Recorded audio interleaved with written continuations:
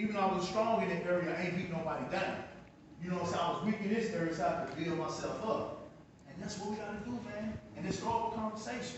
And I'm gonna say it again, I'm gonna end it with this. Mental illness is real. I'm talking about all my partners, man. I got a partner named Dre, and it was like this, man. We did everything together. I go home and talk this conscious stuff, anything about knowledge. He said, man, you the police. That boy like, man, you man, who taught you that, man? They know that, the police school. I'm like, oh, man. It let me know how far where I come from, and let me know where I was at. I'm like, wow. I'm telling him like, man, you know, the star and the sky belong to you, man. That's why you go to treasure, you know, your DNA, all of that, yada, yada, yada. Right. Now, don't let me get talking about court. When I talk about court,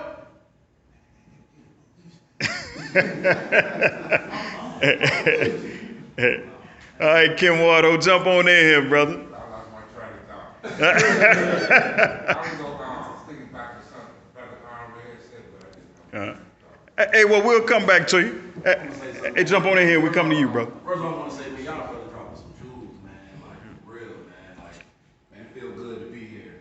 I'm going to take it back to the story, man. Yeah. I think that you handled that situation very, very well. Facts. You know what I'm saying? The fact that, first I'm going to take it to the art of war. You know, brothers have read it. What was the greatest fight that Sun Tzu said he ever fought? I remember it. The one that he didn't have to fight. The one he did. The one that he didn't have to fight. Right. You know what I'm saying? And I think that's probably one of the most important, you know, metaphors of the book. I'm originally from Detroit, y'all, and I came down here when I was 17 going on 18. I was a very belligerent and violent young man. I brought that Detroit, the whole Detroit environment, I brought it down here to Atlanta. In less than 6 months of me getting down here, I caught a case. I caught myself a 5-year bid. You know, I went down the road, and it was a tough transition for me after doing that time, from waking up at 4 o'clock in the morning, you know, child hours at 3, 4 o'clock in the morning. It was a real transition from, you know, fist fighting early in the morning to coming out on the street, or seeing dudes get plugged, and then on the street, you know, I'm minding my business. So a lot of times, I think those 3 brothers that you said wasn't doing it, I think that we take it a little bit too far with minding our business. And the penitentiary, it's very important to mind your business. Absolutely. You know what I'm saying? Right. But we have to understand the medium of making that transition on the street. You know that now it's different, and you can kind of engage. You can engage with the community. You can engage with being involved, with helping where you can. You know what I'm saying? So I think that that's something that we have to, you know, teach our young brothers. You know what I'm saying? Especially young brothers like myself, you know, that's making that transition. And like he said with chess, I'm an avid chess player, man. You know, I'm proud of myself. I got myself up to an 1800 score. You know what I'm saying? Word up. I've been really battling, you know, these white boys all across the world. I'm on chess.com. You know, my wife, man, she can't stand it on the phone all the time. I can't really play brothers in person. You know what I'm saying? Right, no doubt. No doubt.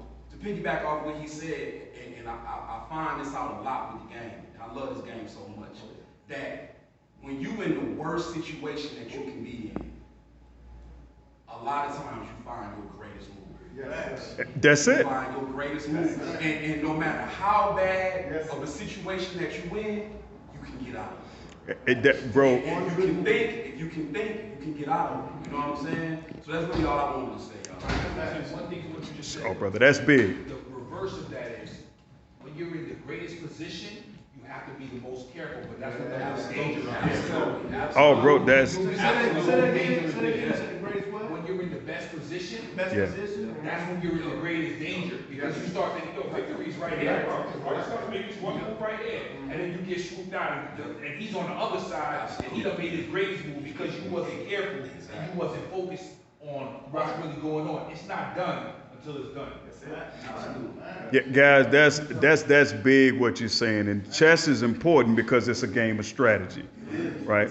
Life is strategy. Like you were talking about the book, The Art of War. Like I teach my young homies this. Your greatest rival is gonna be you. Your greatest rival is gonna be you, right? So what that means is this. Our mind is consistently being tampered with. There's all of these levels of programming, right? It's our job to realize that, right? It's our job to do that, right? So what's going to happen is based on what you learn. Like one of our great scholars, Carter G. Woodson, said that there's two education that a man gets. The one that he's given and then the one that he gives himself, right? Which makes you have to go seek, right? That makes you have to go seek so you can educate yourself. So what I learned about myself in the healing process is all of the things that I thought was cool was fed to me, right? So I didn't come up with any of this stuff. All of this stuff was force fed to me and I perpetuated it.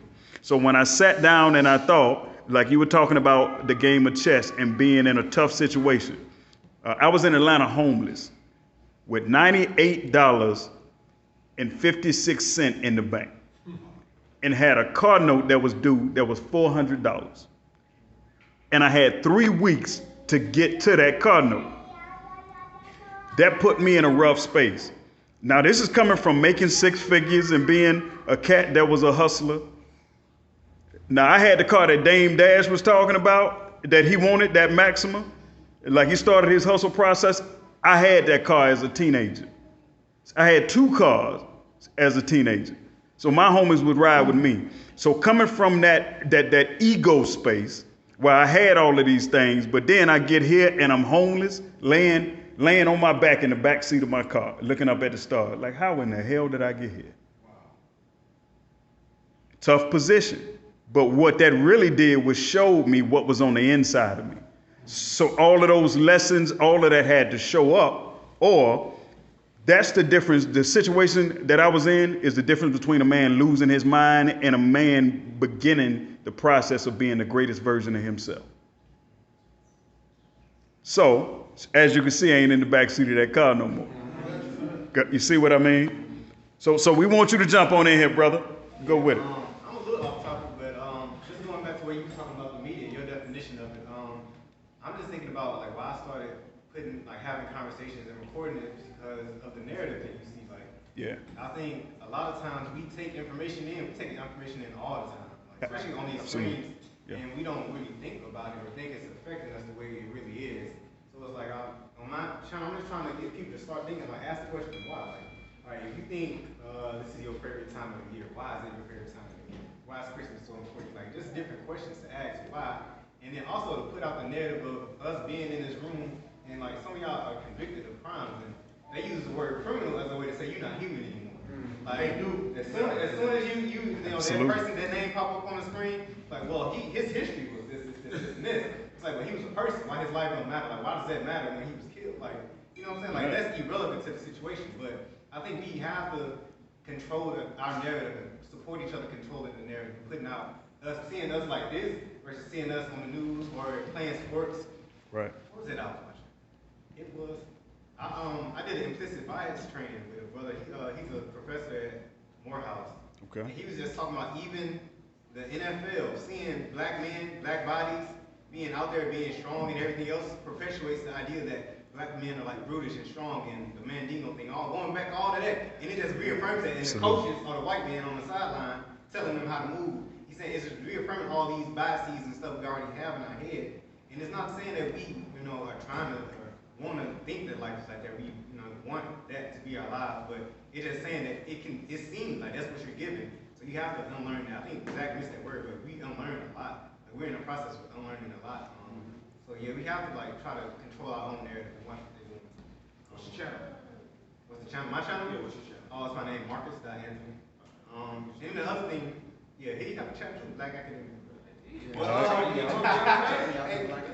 Yeah, and then going back to the vulnerable thing, or the emotional part, I just remember about, 2018, my girl broke up with me, and you remember this time, we was out here in these streets, really. I just felt like, word up. Back on it, it was so... I'm free! I wasn't even like I was free, I was hurt. It was like, yeah. I was hurting people, but it was easier to be involved with somebody, and you sharing a spiritual thing, but you don't want a spiritual connection. It's weird. Like, you emotionally unavailable, but you're sharing emotions, I don't know, you got all the indicators that You get all the benefits, but you ain't got nothing Yeah, it's so weird, but it's like, I really was out here doing that to people, and it's like, it's just crazy to me to think back on it, and then, it was this one girl, she told me about like her childhood, her teenage years, how she was like, kind of taken advantage of by different men, it's like, it's crazy to know that somebody went through that, and she never told nobody, or she didn't have no recourse, no justice for that, and I was like, it made me, reevaluate and empathize more, and try to empathize more with our women and